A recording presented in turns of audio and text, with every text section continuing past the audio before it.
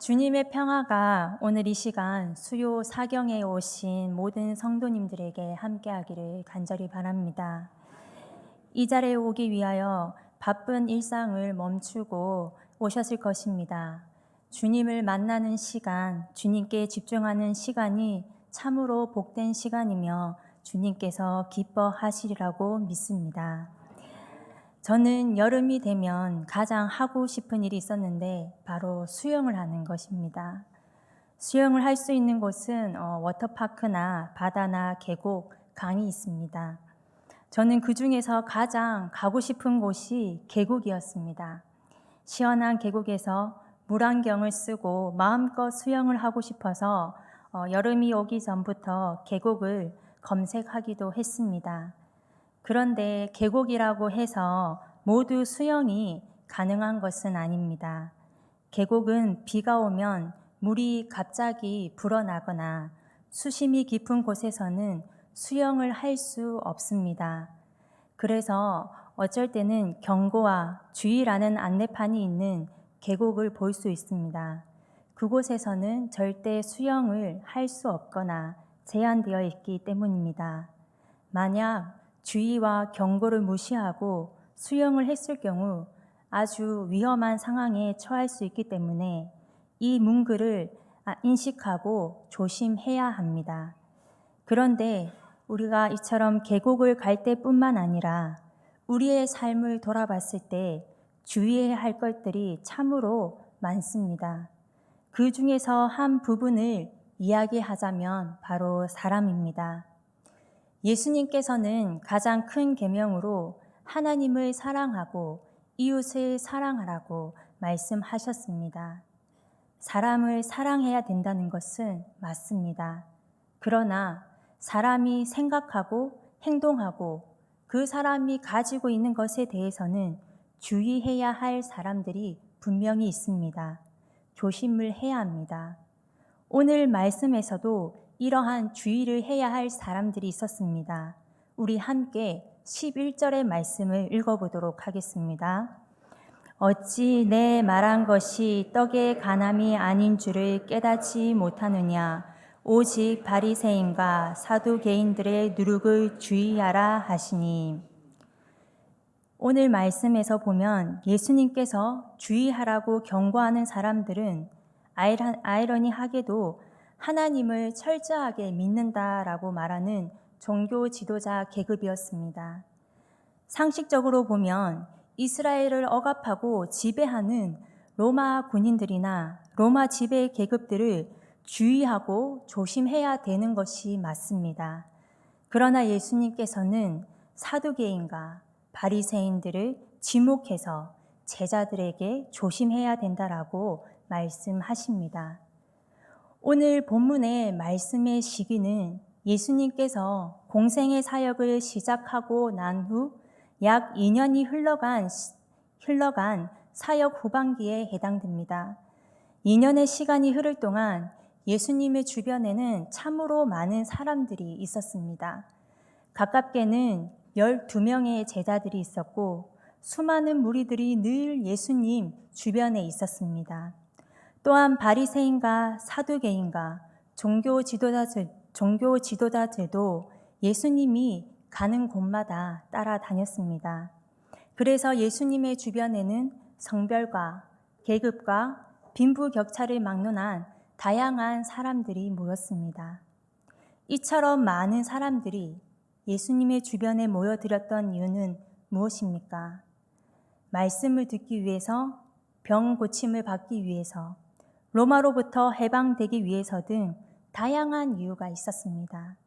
이처럼 이유는 다양했지만 한 가지 공통점은 예수님을 만났을 때 이전과 다른 삶을 살아가게 된 사람들이 생겨났다라는 것입니다. 그러나 이와 반대로 사두개인과 바리새인들은 예수님을 대적했습니다. 왜 그렇습니까? 그들이 믿고 누리고 있는 것들을 예수님께서 빼앗길까 봐 두려웠기 때문입니다. 그렇다면 바리새인과 사두개인들은 어떤 사람들일까요? 바리새인은 율법을 잘 알고 있는 분파입니다. 모세의 율법을 연구했고 레위기의 청결 의식도 철저하게 지키려고 노력했던 사람들입니다. 영적인 존재나 부활이나 천사들을 믿었습니다. 하지만 점차 전통이나 조상들로부터 구두로 이어받은 것들, 즉 각종 구전 율법을 거의 하나님의 말씀과 동등되게 생각하고 지켰습니다. 그래서 그들은 외적인 면을 중시하게 여기게 되었고, 안식일을 만약에 지킨다 하면은 그 안식일을 철저하게 지키기 위해서 안식일에는 병자를 치료하거나 이삭을 잘라 먹는 것을 죄로 간주했습니다. 이러한 바리새인들이 몇 명 정도 되었느냐? 한 6천 명 정도 되었다고 합니다. 당시 이스라엘 백성들의 인구가 2만 5천에서 3만 명 정도 추산을 하고 있는데 6천 명이라면 참으로 많은 부분을 차지하고 있습니다. 바리새인들의 구성원들을 살펴본다 하면은 율법을 연구했던 서기관들도 있고 성전 제사에서 소외당하고 있는 제사장들도 있고 율법대로 살기를 원하는 중상층 이상의 사람들로 바리새인들이 있었습니다. 그렇다면 사두개인들은 어떠한 사람들일까요? 사두개인들은 부유한 귀족 지배 계층으로 제사장과 예루살렘의 권력가들로 이루어져 있었습니다. 구전으로 내려오는 율법은 받아들이지 않았습니다. 오직 모세 오경만을 믿었습니다. 그런데 그들은 바리새인들과 또한 다르게 부활이나 천사나 영적인 존재들은 믿지 않았습니다. 이처럼 두 분파는 부활과 천사, 영적인 존재에 대해서 서로 다르게 생각하고 있기 때문에 평소에는 갈등이 있는 관계였습니다. 그러나 그들이 가지고 있는 이 기득권을 놓치지 않기 위해서 예수님을 대항할 때는 그들은 하나로 똘똘 뭉쳤습니다. 오늘 본문에서 사두개인과 바리새인들은 예수님께 질문했습니다. 우리 다 함께 1절을 함께 읽어보도록 하겠습니다. 바리새인과 사두개인들이 와서 예수를 시험하여 하늘로부터 오는 표적 보이기를 청하니. 바리새인과 사두개인들은 예수님을 시험하고자 하늘로부터 오는 표적을 보여달라고 합니다. 하늘은 하나님을 뜻하는 의미로 사용을 하고 있는데 바리새인과 사두개인들은 하나님의 이름을 함부로 부를 수가 없어서 하늘이라고 간접 표현을 했습니다. 그래서 하늘로부터 오는 표적이라고 말하는 것은 하나님께서 주신 표적을 보여달라라는 말입니다. 정말 예수님이 하나님의 아들, 이 땅을 구원할 메시아라면 자신들 앞에서 증명해 보이라는 말씀입니다. 그런데 예수님께서는 그들을 향해서 이렇게 대답하셨습니다. 우리 2절에서 3절의 말씀도 읽어보도록 하겠습니다. 예수께서 대답하여 이르시되 너희가 저녁에 하늘이 붉으면 날이 좋겠다 하고 아침에 하늘이 붉고 흐리면 오늘은 날이 굳겠다 하나니 너희가 날씨는 분별할 줄 알면서 시대의 표적은 분별할 수 없느냐. 예수님께서는 하늘에 보이는 날씨의 변화에 대해서 예시로 들었습니다. 너희들은 하늘의 날씨의 변화에 대해서는 분별을 하면서 왜 예수님께서 보여주신 이 시대의 표적은 분별하지 못하느냐라고 말씀하셨습니다. 예수님께서는 공생의 사역을 시작하실 때부터 표적을 보여주셨습니다. 그리고 2년의 시간이 지났습니다. 그 시간 동안 참으로 많은 표적들을 일으키셨고 많은 사람들이 보았습니다. 그리고 그 표적이 일어난 현장에는 사두개인과 바리새인들이 있었습니다. 그럼에도 불구하고 그들은 또 다른 하늘의 표적, 자신들이 믿는 모세 오경에서 보았던 표적들, 예를 들면 하늘에서 만나가 내리는 등 초자연적인 현상이 일어나는 하늘의 표적을 보여달라고 말했던 것입니다. 그러나 예수님께서는 보여주지 않으셨습니다. 왜냐하면 예수님께서는 이미 공생의 사역 기간 동안 메시아임을 보여주셨기 때문입니다. 그리고 메시아이신 예수님을 통해서 이스라엘은 이전과 달라졌습니다. 예수님이 오시기 전에는 이스라엘은 희망도 가질 수 없었습니다. 절망스럽고 고통스러운 것이 바로 이스라엘이었습니다. 그런데 예수님께서는 고칠 수 없는 자들, 아픈 자들을 치유해 주셨습니다. 귀신 들린 자들에게 자유와 해방을 주었습니다. 오병이어를 통해서 배고픈 자들이 배불러졌습니다. 예수님께서 행하신 표적들을 통해서 절망과 고통에서 죽어가던 영혼들이 다시 살아난 것입니다. 이 모든 일들을 할 수 있었던 것은 오직 하늘로부터 내려온 하나님의 아들이신 예수님께서 하셨기 때문입니다. 이처럼 예수님의 사역은 어디에서부터 시작이 되었을까요? 바로 가장 낮은 곳에서부터 시작이 되었습니다. 예수님께서는 가장 높은 곳에 있었던 바리새인과 사두개인들, 종교 지도자들이 있는 곳이 아닌 가장 밑바닥에 있던 사람들, 사회에서 희망을 가질 수 없었던 그 사람들에게 찾아왔습니다. 왜냐하면 그들에게는 예수님께서 베푸시는 사랑과 예수님의 은혜가 필요했던 사람들이었기 때문입니다. 본래 예수님은 하늘 높이 가장 높은 곳에 계셨던 분이십니다. 그런 분이 가장 낮은 곳까지 내려오셨습니다. 하나님께서 주신 사명을 위해서 세상을 사랑해서 내려오신 것입니다. 그렇다면 예수님께서 가장 낮은 곳에 내려오셨을 때 그 낮은 곳에 있었던 사람들은 어떻게 했을까요? 예수님을 맞이했습니다. 그들은 예수님을 맞이함으로 예수님께서 행하신 사역들, 표적들을 보았고 그리고 표적의 주인공이 되었습니다. 그럼으로써 예수님을 믿게 되었습니다. 이러한 예수님의 사역과 표적들이 가장 낮은 곳, 아래에서 일어났기 때문에 가장 높은 곳에 있는 자들은 알 수가 없었습니다.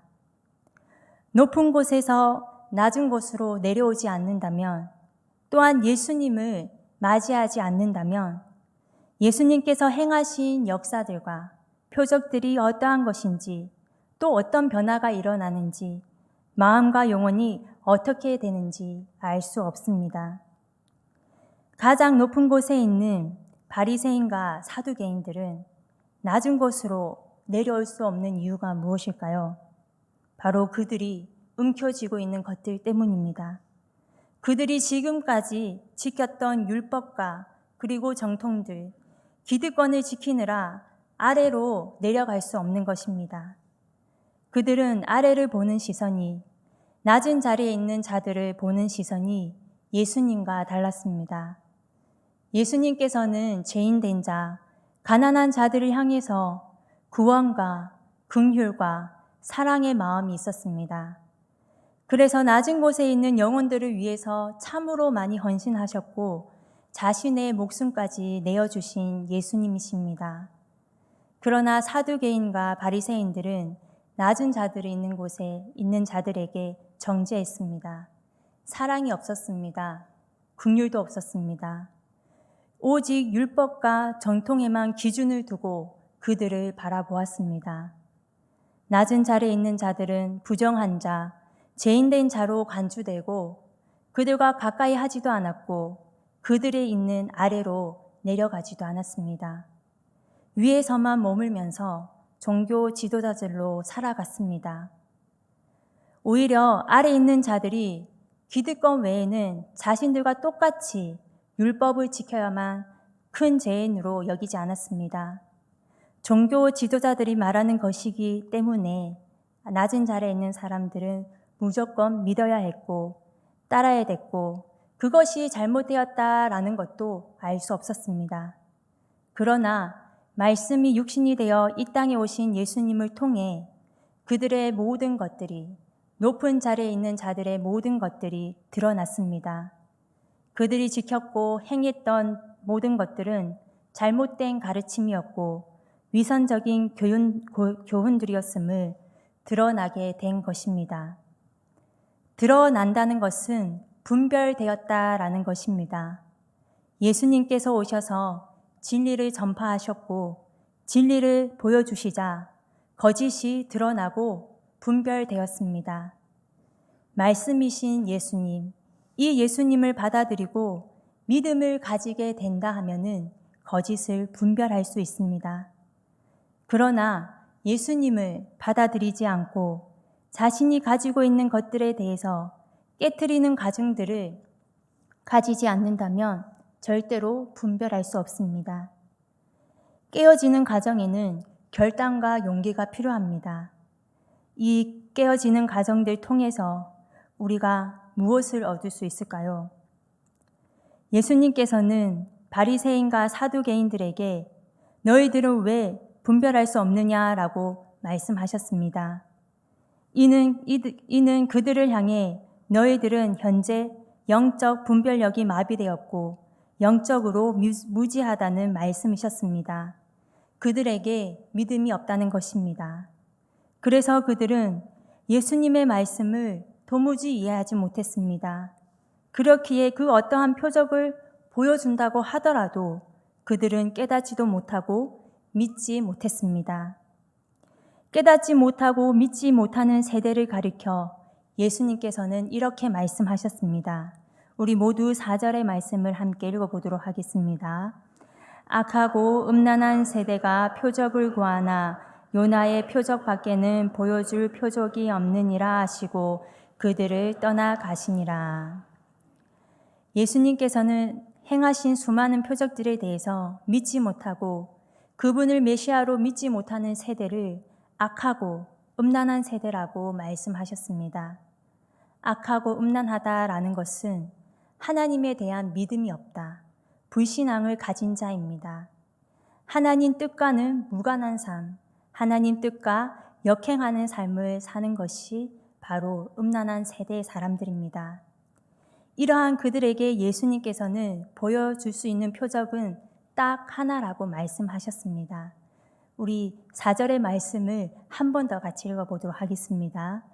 악하고 음란한 세대가 표적을 구하나 요나의 표적 밖에는 보여줄 표적이 없느니라 하시고 그들을 떠나가시니라. 예수님께서 말씀하신 표적은 바로 요나의 표적입니다. 마태복음 12장 38절에서 42절에 이런 말씀이 있습니다. 우리 길지만은 함께 다시 읽어보도록 하겠습니다. 그때에 서기관과 바리새인 중 몇 사람이 말하되 선생님이여 우리에게 표적 보여주시기를 원하나이다. 예수께서 대답하여 이르시되 악하고 음란한 세대가 표적을 구하나 선지자 요나의 표적 밖에는 보일 표적이 없느니라. 요나가 밤낮 사흘 동안 큰 물고기 뱃속에 있었던 것 같이 인자도 밤낮 사흘 동안 땅 속에 있으리라. 심판 때에 니느웨의 사람들이 일어나 이 세대의 사람을 정죄하리니 이는 그들이 요나의 전도를 듣고 회개하였음이거니와 요나보다 더 큰 이가 여기 있으며 심판 때에 남방 여왕이 일어나 이 세대의 사람을 정죄하리니 이는 그가 솔로몬의 지혜로운 말을 들으려고 땅 끝에서 왔음이거니와 솔로몬보다 더 큰 이가 여기 있느니라. 예수님께서는 요나의 표적을 말씀하시며 요나가 물고기 뱃속에서 밤낮 사흘 동안 있었던 것 같이 예수님께서도 무덤에서 사흘간 있다가 다시 살아나실 것을 간접적으로 예언하신 것입니다. 예수님께서 십자가에서 죽으시고 3일 만에 다시 부활하신다는 십자가와 부활의 표적, 이것밖에 사두개인들과 바리새인들에게 보여줄 표적이다라고 말씀하셨습니다.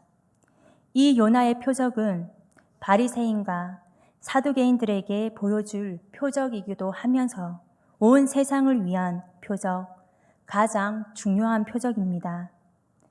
하나님의 아들이신 예수님께서 인류의 죄를 안고 죽으셨고 다시 살아나셔서 모든 인류를 구원해 주신 표적이며 이를 통해서 예수님께서 진정한 메시아, 구원자임을 보여주는 표적이다라고 말씀하셨습니다.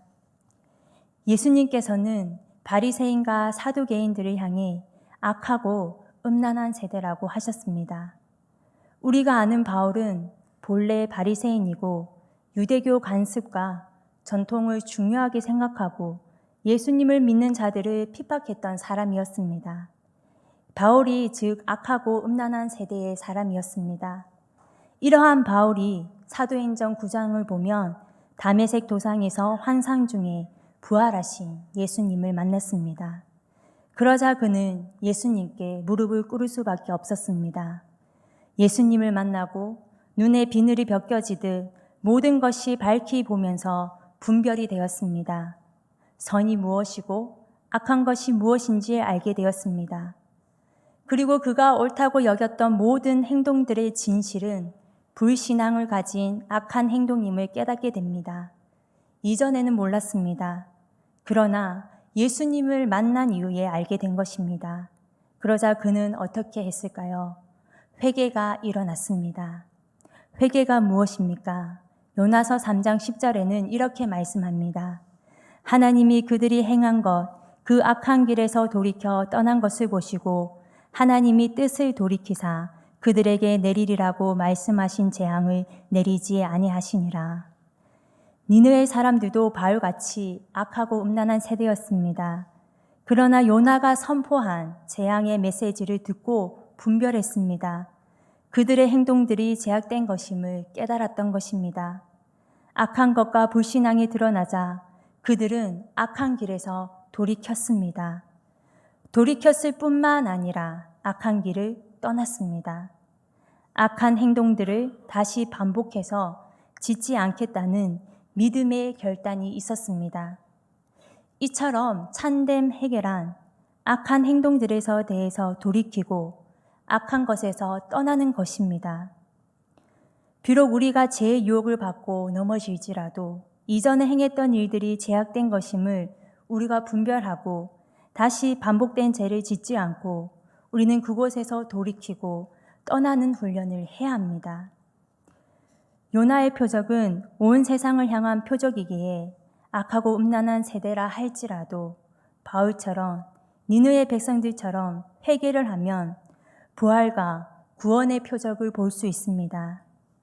아무리 높고 악한 자리에 있을지라도 부활하신 예수님을 만나게 되면 그곳에서 내려와 회개하고 낮은 자리로 가는 은혜가 임할 수 있습니다.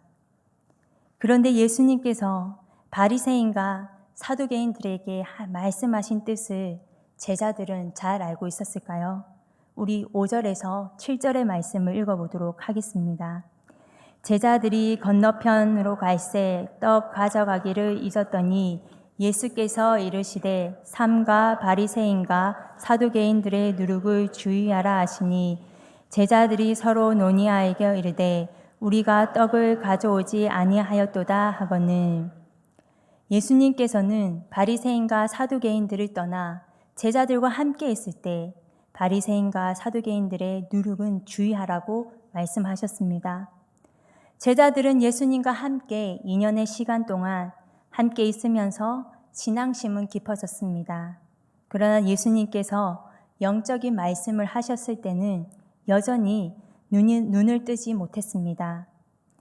예수님께서 말씀하신 바리새인과 사두개인의 누룩에 대해서 이렇게 말씀하셨습니다.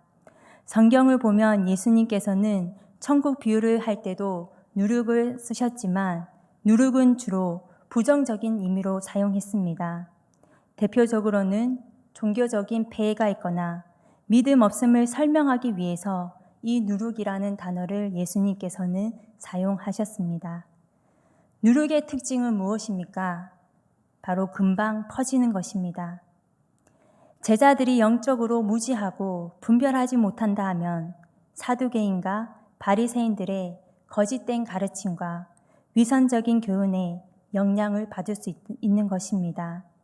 그래서 예수님은 그들의 누룩을 주의하라고 말씀하셨습니다. 그리고 제자들이 깨달을 때까지 말씀하셨습니다. 제자들의 반응과 상황을 보았을 때 단 한 번의 예수님의 가르침으로 누룩에 대해서 깨달음을 얻었는지 알 수는 없지만 예수님께서는 그들이 앞으로 악한 길을 가지 않고 제자가 되는 길을 갈 수 있도록 그들이 깨달을 때까지 거듭 말씀하시고 가르치시는 열정과 간절함을 보여주셨습니다. 예수님의 가르침과 열정으로 그들은 예수님의 말씀에 대해서 깨달음을 얻을 수 있었습니다. 요즘 시대가 어떻습니까? 악하고 음란한 세대입니다. 교회 밖은 물론이고 교회 안에서도 우리는 말씀에 대한 무지와 분별력이 없어서 가장 높은 자리에서 앉아서 중요하지도 않은 것을 중요하게 여기면서 움켜쥐고 신앙생활을 하고 있는지 되돌아보아야 할 것입니다. 십자가와 부활의 표적이 아니라 우리 자신이 원하고 기대하는 표적을 구하고 바라는 것이 있는지 우리 모두 살펴봐야 할 것입니다.